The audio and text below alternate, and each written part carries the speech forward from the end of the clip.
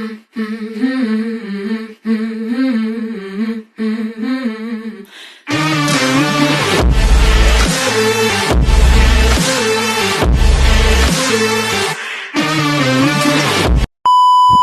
we are postcarting ourselves.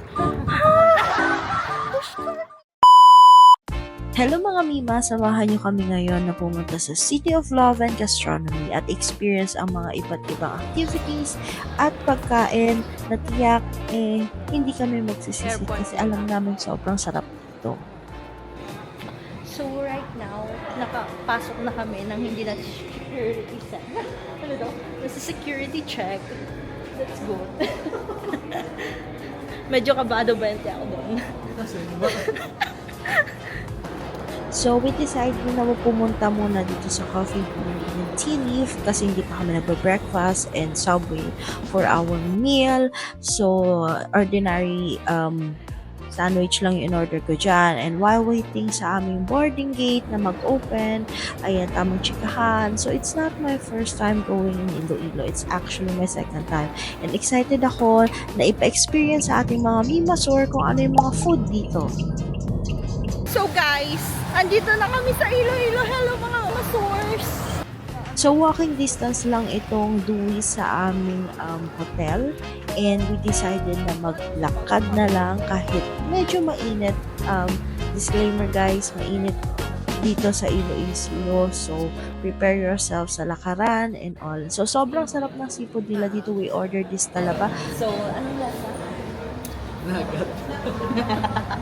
Uy, pero masarap. Ang fairness. Ayan, sobrang sarap nitong talaba na to. Steam siya, pero may baked talaba din sila that you can try. And then we also ordered this seafood bag. It's worth around 600 pesos. Good for 2 to 3 packs na siya. So, sobrang sulit at sobrang sarap ng sauce, guys. Cajun yung binili naming sauce. So, sobrang sulit siya and sarap. Ayan, so chika-chika while eating this seafood bag. And may kasama siya siyang rice, guys. Papunta kami ngayon sa next stop. So, kung nakikita niyo, pumunta kami sa Dois. Anong Diyos? Ang init, pero kinakaya namin. So, for the crowd. Pwede naman kasi magkano, di ba? So, 650 meters lang daw siya. Mainit pa rin. Mag-tricycle na tayo, bitch. After our bountiful meal, pumunta kami dito sa ice cream hall for dessert. Ice cream hall. Ice cream hall. Ice hall.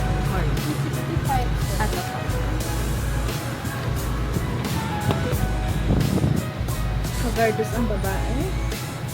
Nilakad. Pero fresh pa rin. So, sobrang sarap ng kanilang dessert dito. Try their ice cream horn, original flavor. Sobrang, hindi siya ganun katamis pala. And then, beside ice cream horn is this purple jam cake shop. So, cake actually yung binibenta nila dito. Ayan, ang aking Mimasor, hindi na nakapaghintay na tikman yung ice cream horn. So, kumain na siya. And then, ayan, nagmimuni kung ano ang lasa. So, after that, we went to Haro Plaza. So, apologies guys, medyo tad-tad yung video kasi phone yung gamit ko dito dahil naiwan ko ang aking vlogging camera. So, we tried this tusok-tusok dito sa Haro Plaza. Sakto lang, hindi ganun ka-special. And yan, pumunta kami dito sa Hari Cathedral para ipag-pray at magpasalamat sa blessings na natatanggap namin. And then, we went to Festive Walks. So, tatambay muna kami dito sa maraming mga doon ka nag-vlog. Naiwan ang vlogging device. So, from Haro Cathedral, meron doon parang e-jeep or e-bus. So, pwede kayong sumakay doon pa festive walk. Isang sakay lang to and sobrang mura ng pamasahe. So, you don't need to worry na taking Grab or taxi. So, after that, pumunta kami dito sa Madge Cafe, Eatria. Hindi to yung super original na cafe nila. Parang branch lang ito.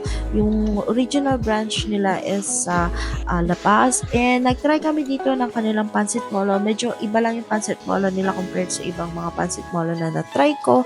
Ayan, and then after that, naglakad-lakad kami sa Atria at natagpuan namin tong gelato shop na kung saan kami tumambay na. Hi guys! Welcome to... So it's our day 2.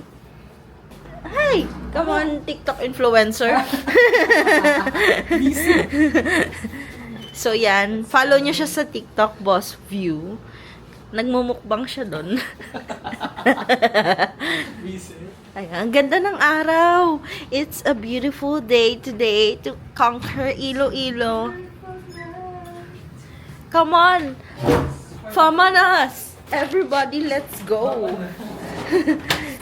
Come on, let's get do it. I know that we can do. Nasa keycard. Wala na ba tayo naiwan? Sarili ko. Naiwan ba natin? Okay guys, ang pupuntahan namin ngayon ay kakain.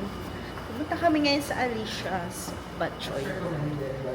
Recommended ng mga taga-Iloilo. Lahat sila na-recommend na doon kumain.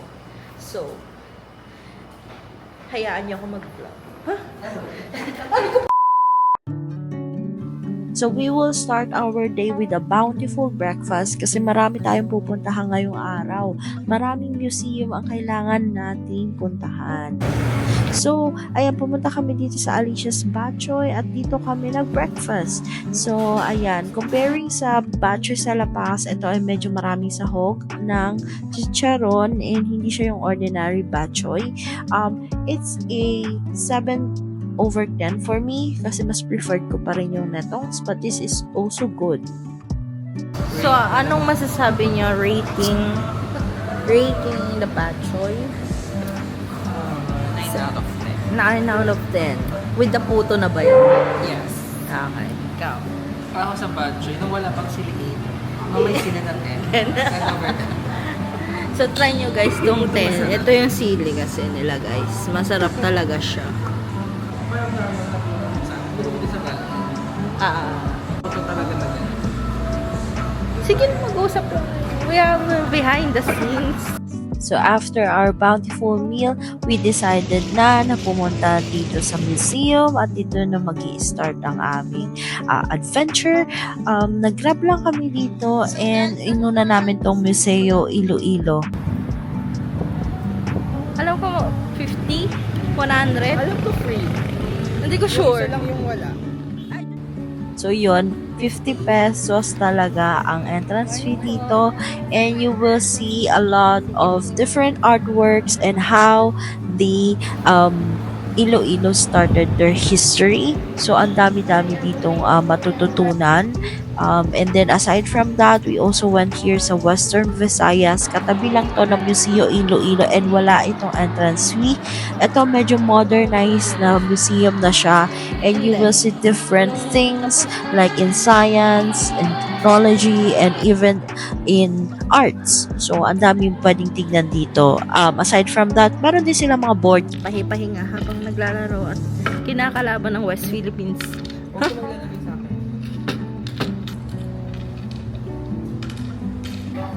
So for our lunch, of course, Roberto Siopaw ang takbuhan ng lahat. Kahit napakahaba ng pila, sobrang bilis naman ng kanilang service. So I ordered this Shanghai and meatballs combo. So I think around 150 pesos to. And then we also ordered their famous Siopaw. Ayan, napakalaki ng Siopaw nila and sulit, guys.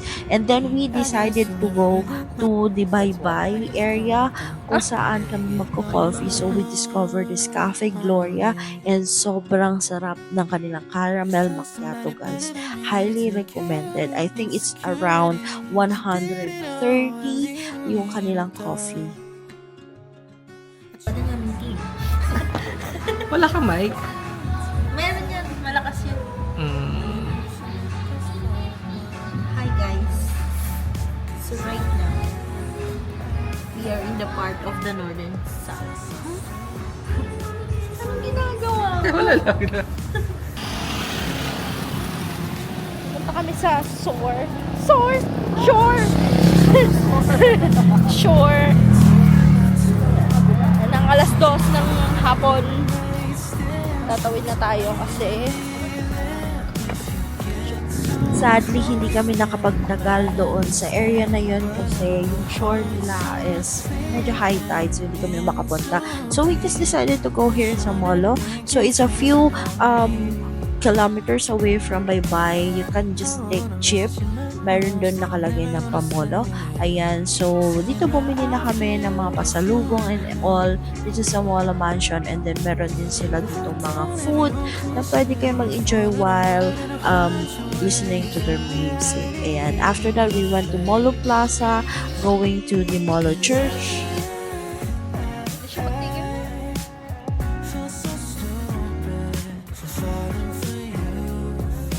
So thank you so much guys for watching our video. I hope that you will subscribe and watch again. Bye!